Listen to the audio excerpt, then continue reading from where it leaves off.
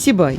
В этот город с очередной рабочей поездкой отправился временно исполняющий обязанности главы Республики Башкортостан Ради Хабиров. Находится Сибай за Уралом в 415 километрах от Уфы, в 100 от Магнитогорска и в 180 километрах от Белорецка. А ветра-то нет вообще. Наша модельная библиотека, Анатольевич, детская. Давайте вам покажу нашу библиотеку. У нас детская библиотека единственная в городе, поэтому у нас много читателей, обслуживаем все школы города. Вот здесь у нас младший абонемент, здесь самые младшие у нас учатся, да, школьники, 1-4 класс. Приходят, да, у нас единственная библиотека в городе, поэтому и школы вот очень много близко расположены, поэтому не даст Они нет. после школы приходят, да? Как Да, это вот это, у них уроки закончились, они мимо проходят и заходят. А на дом даете книги? Да, конечно. Ну, вот как раньше, да? Да, Все как всегда, книги на 2 недели домой, записываем формуляры, поэтому все как всегда. С какой школы? Это вот, это 7-я школа. Ага, 7-я школа моя школа. родная, Ратибор. Да, они прям пользуются, что мы у них по пути и заходят.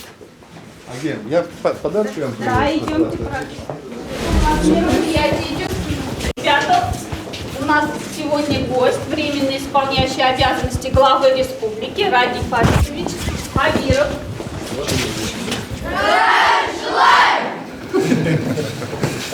У вас урок сегодня какой-то, да? У нас идет мероприятие, посвященное пионерам, героям Великой Отечественной войны. День антифашиста юного года. Поэтому Садитесь. тоже кадеты, 7-я школа. А какие классы это получается? Это 6 А класс, это вот у нас постоянные читатели, я вижу, все знакомые лица. Ну, как настроение вообще? Учиться получается? Пятерки, четверки? Тройки бывает? Я вам книги привез, вот такие они. Вот это новые книги, это есть такая организация Российский книжный союз. Вот, мы решили пополнить сегодня. Вот во всей библиотеке республики я вот сейчас вот, такие книги дарю.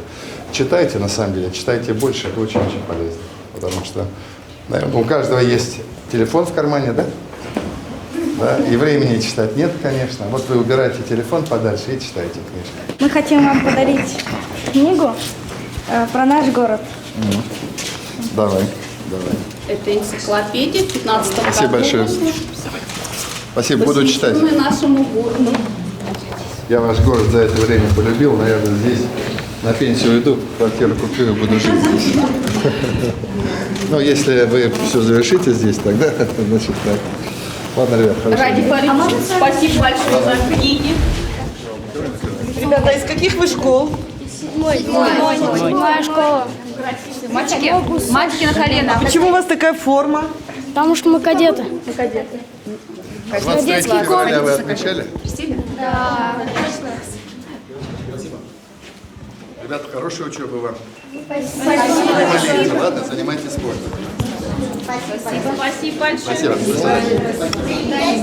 Спасибо, обязательно. До свидания, ребят. До свидания. Ради Фаритович, приятные такие моменты. Да, вы знаете, к нам в гости приезжал Павел Алексеевич Астахов. Мы давно дружим. И как раз есть такая акция Российского книжного союза. Он привез книги.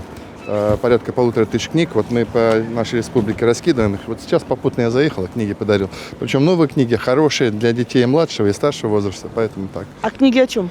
А обо всем книги. Это художественные книги. Там и детективы есть, и исторические вещи. Пусть дети читают. Вообще здорово, что библиотеки есть. И мы будем их сохранять. Библиотеки обязательно будем сохранять. По республике? По республике обязательно. Ну, в принципе, это входит и в рамках, значит, федеральной политики. Библиотеки должны быть. У библиотекаря очень маленькая зарплата. Есть такое, но, в принципе, знаете, все же вопросы сразу не решим. Будем думать, как. Да, это проблема. Вы точно сказали. Конференц-зал многофункционального комплекса «Зауралье». Это следующий объект рабочей поездки временно исполняющего обязанности главы Республики Башкортостан Радия Хабирова. Там руководитель региона встретился с предпринимателями. Добрый день, уважаемые коллеги. Мы сегодня, по сути, проводим первое заседание Акционного комитета по проведению Всероссийского инвестиционного сабантуя. Значит, вы прекрасно знаете, что действительно существует ряд программ, которые направлены на развитие Зауралья.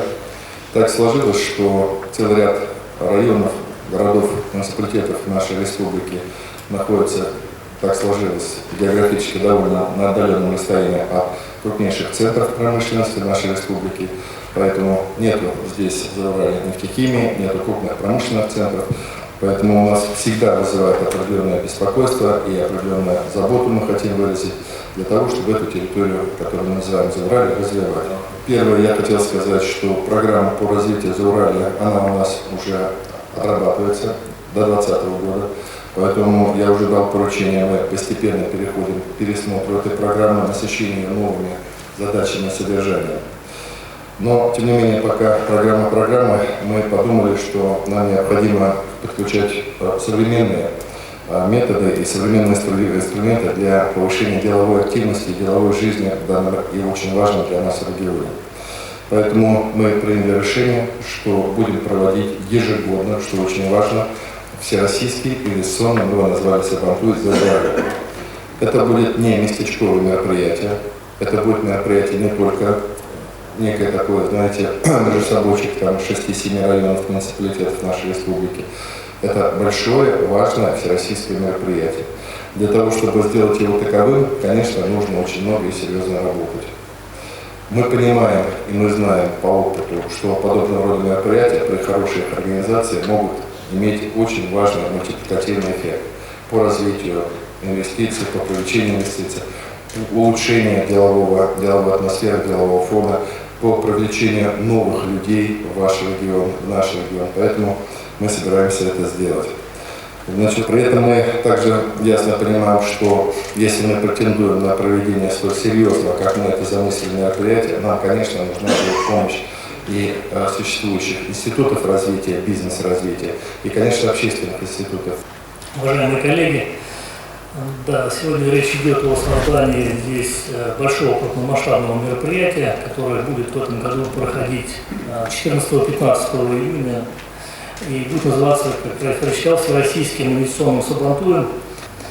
А так как мы две задачи перед собой ставим на привлечение инвестиций и повышение деловой активности, это значит особые здесь требования к мероприятию будут заданы.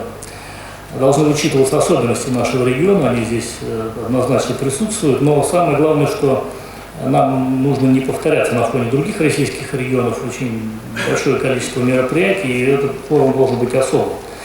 При этом мероприятие здесь должно раскрывать весь наш потенциал, весь потенциал Зауралья, Башкортостана. Спасибо. Спасибо большое. Я что предлагаю, Андрей Иванович? Значит, ответственным за проведение комитета в этом году и в последующие годы я назначаю своего первого заместителя руководителя администрации главы Башира Рената Рашидовича. Он уже, значит, довольно долго здесь работает, уже вошел в курс дела и, насколько я понимаю, установил рабочие отношения. Это ваша зона ответственности, вы работаете. Я возглавлю комитет, это понятно, но работу непосредственно с Андреем Геннадьевичем будете вести вы. Коллеги, всем тогда большое спасибо.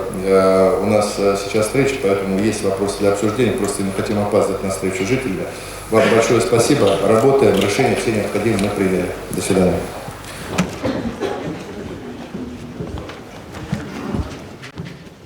Радишевич, ну что, Сабантуй будет? Ну, Название-то какое? Название такое, но, знаете как, мы его назвали так, чтобы придать окраску, забрендировать ее, я бы так сказал, что это не просто очередной инвестиционный фонд. Особенность Башкортостана, вот мы таким образом. Это нормальный такой, скажем так, методологический труд проведения мероприятий. Ну и нам приятно все-таки, жителям приятно. И потом все-таки, учитывая, что это проводится в Зауралье, где, ну, наверное, Сабантуй является одним из таких важных и самых ярких праздников, это будет правильно. Один день будет деловой, другой день будет в Абзелиловском Нет, районе. они оба дня деловые, просто первый день все-таки мы проведем все мероприятия, выставочные экспозиции посмотрим, Здесь, в проведем Сибае. переговоры, да. Я попрошу коллег наших сейчас быстро поработать с инвесторами. У нас же они есть, уже мы постараемся инвесторов сюда привязать пока в некотором плане искусственным путем привезем, то есть то, что уже наработано, здесь мы подпишем. Значит, в Абзелиловском районе, я вот говорил, это у нас действительно очень большие планы там навести порядок немножко в плане туристического комплекса. Там надо создавать мощнейший туристический комплекс, для этого есть. Я, честно говоря, вот в России, если не брать Северный Кавказ, больше таких природных условий для развития, прежде всего, горнолыжного туризма, что очень популярно сейчас, я не знаю в России. Будем развивать Да, Зауралье. спасибо. Едем на Сибайский карьер. Здесь с ноября 2018 года под землей тлеет руда, и в результате ее окисления выделяется диоксид серы. С тех пор возгорание в карьере тушат заиловочной смесью и глинопородной массой. В городе работает оперативный штаб по ликвидации последствий возгорания. Каждые 2 часа проводятся замеры, и о них сразу информируют жителей. С 8 февраля 2019 года в карьере началась активная фаза подтопления подземных горных выработок. Но периодически фиксируется превышение ПДК. Это тревожит, и Ради Хабиров инициировал встречу с жителями Сибая, на которую пригласил и Андрея Козицына, генерального директора холдинга УГМК. Об этом надо сказать. Мы на Сибайском карьере с какой целью? Ну, во-первых, я хотел посмотреть, на самом деле, что происходит визуально. Даже, конечно, сложно делать какие-то оценки визуально. Мы здесь, это первая наша встреча с руководителем Учелинского ГОКа, значит, с Козицыным Андреем Анатольевичем. Мне хотелось услышать, и, собственно, для этого я пригласил Козицына сюда, в Сибай, чтобы он мне лично доложил об этом, хотя вот в присутствии жителей, у нас сейчас состоится встреча с жителями. Но вот мы очень надеемся, что те меры, которые комбинат предпринимает, они все-таки будут эффективными.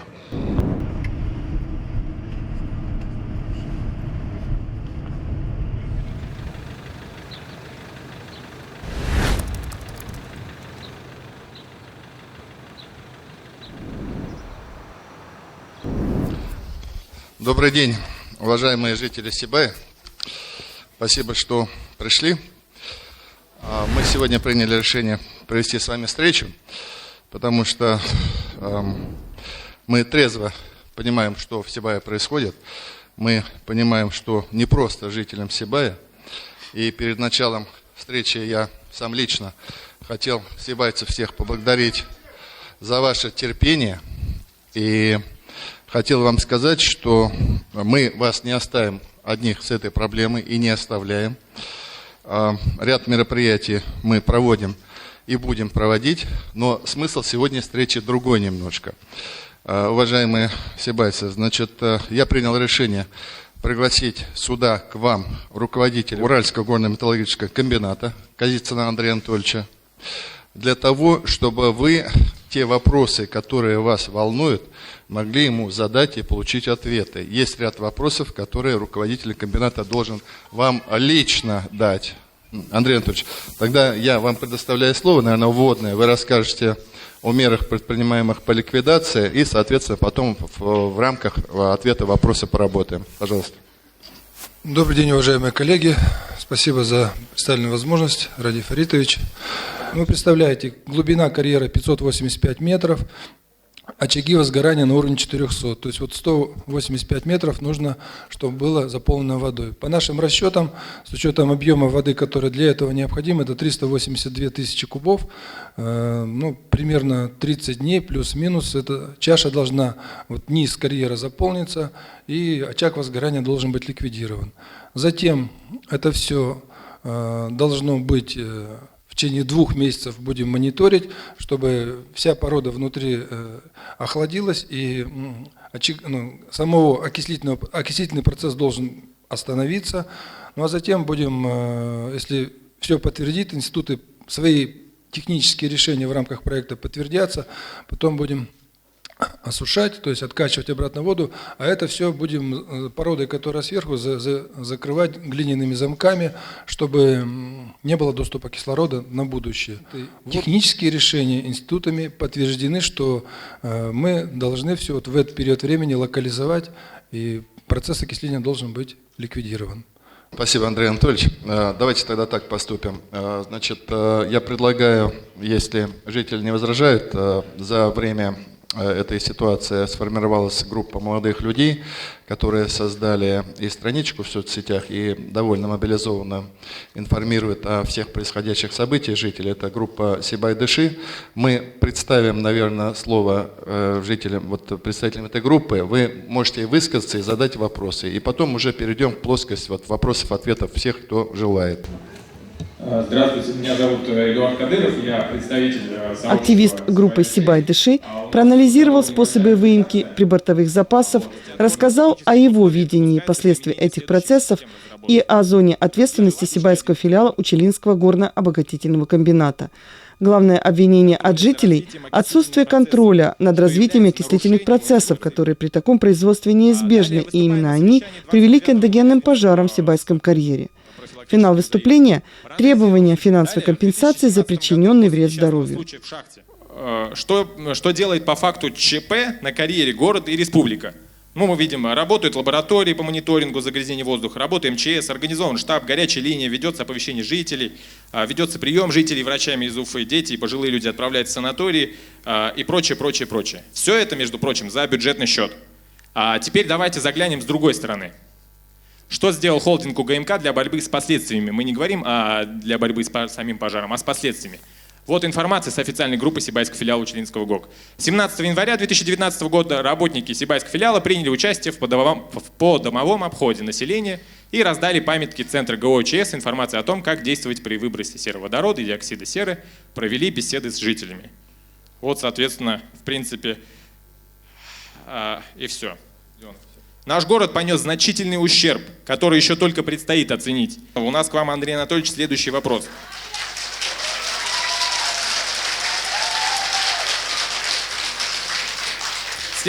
Следующий вопрос. Какую сумму холдинг УГМК планирует выплатить городу в качестве компенсации ущерба?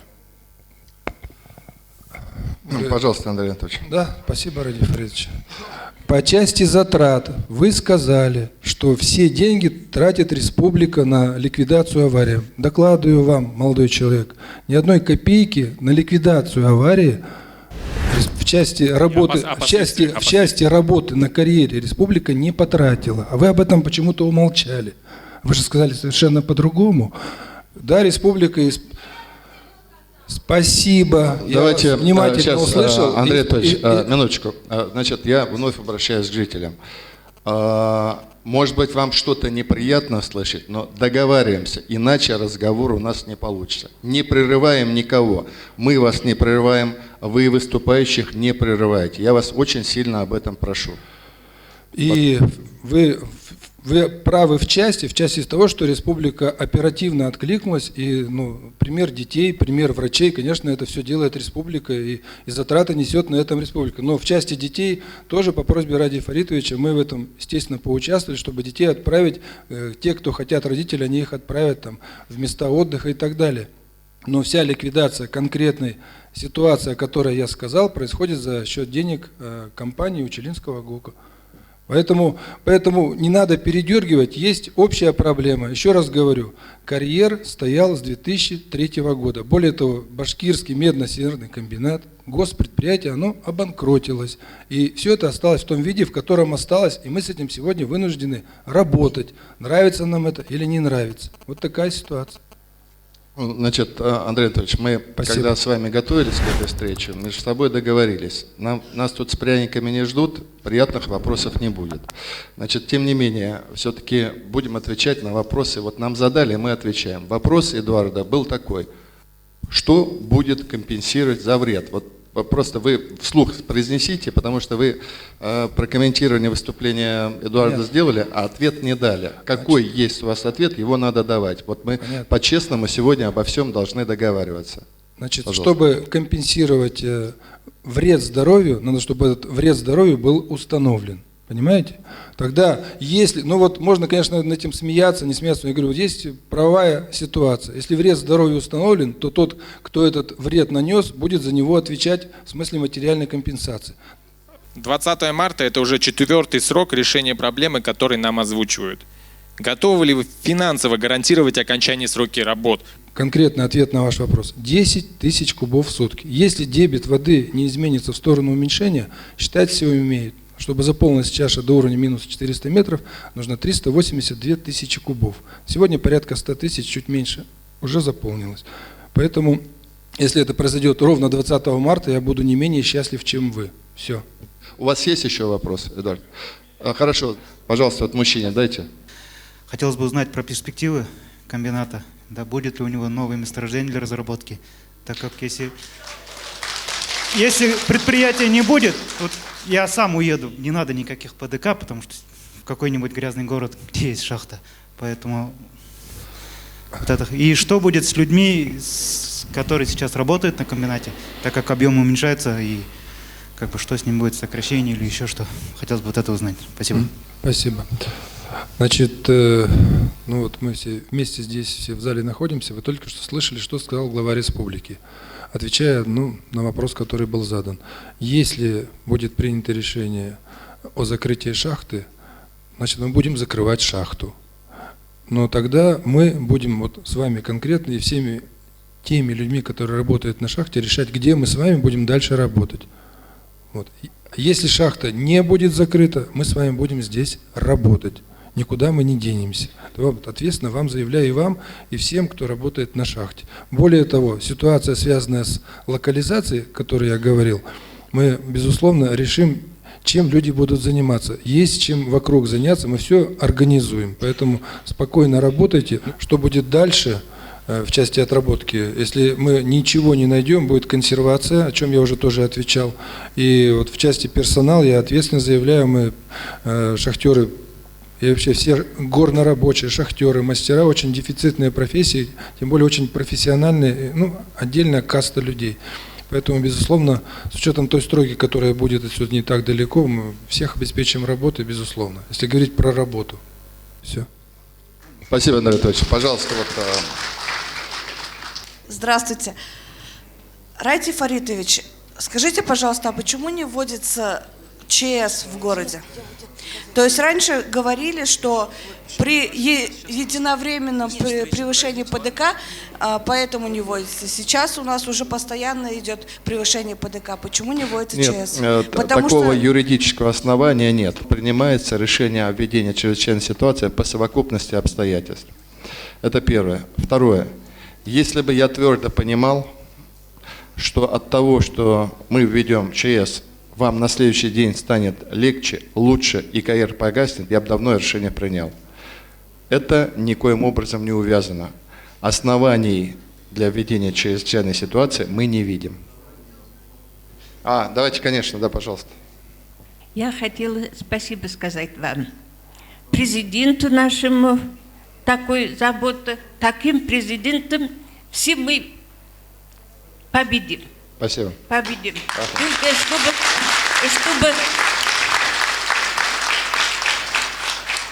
чтобы слово делом не расходилось. Вы правильно сказали. Самое главное, чтобы мне это важно. То, что обещаю, я делаю. Поэтому спасибо большое. Я постараюсь вас... Значит, давайте так. Уважаемые жители Сибая, я что хотел вас попросить. Во-первых, спасибо, что мы с вами встретились, потому что эта встреча, наверное, и вам нужна, но и она и нам нужна была, чтобы мы подкорректировали наши действия. Я вижу, где-то мы хромаем, я обязательно подкорректирую все вот ваши критические замечания, которые были. Значит, мы так же, как и вы, в правительстве очень переживаем за эту ситуацию. Мы очень верим руководству УГОКа в данном случае, и не безосновательно, что все-таки пожар мы остановим, горение мы остановим. Поэтому давайте работать, давайте все вместе делать. И завершая, я еще раз хотел вас за ваше терпение поблагодарить. На самом деле вы очень терпеливые, очень хорошие люди. Вам за это спасибо. Мы часть своей работы тоже все исполним. Будьте здоровы. До свидания. Как встреча-то? Хорошая встреча, ну, Ну, сложно, напряжение было. да, ну, у людей Люди- вопросов много, и видите, как всегда обычно бывает, что у людей же много вопросов, которых волнует. Это не только связано с экологической ситуацией, и жилищно-коммунальная, и социальная политика. Поэтому она такая обширная была. Ну, как всегда, я это чувствую в целом по республике. Всегда на этих встречах я четко понимаю, что дефицит определенное общение имеет место. Наши руководители на местах, я считаю, что имеют потенциал для того, чтобы более активно с жителями общаться. Это снимет многие вопросы. На что я их буду ориентировать? А то, что касается экологической ситуации, важно было, что задача-то была какая, в том числе, что руководство УГОК само людям объяснило, какие действия они предпринимают и какие, соответственно, последствия мы ждем. Поэтому это очень важно. Надеюсь, что компания вполне ответственная, поэтому я надеюсь, что вот технические мероприятия будут успешными. Теперь следующая встреча. Следующая встреча, вот я сказал, между 20 и 25 марта мы увидимся. Все, спасибо.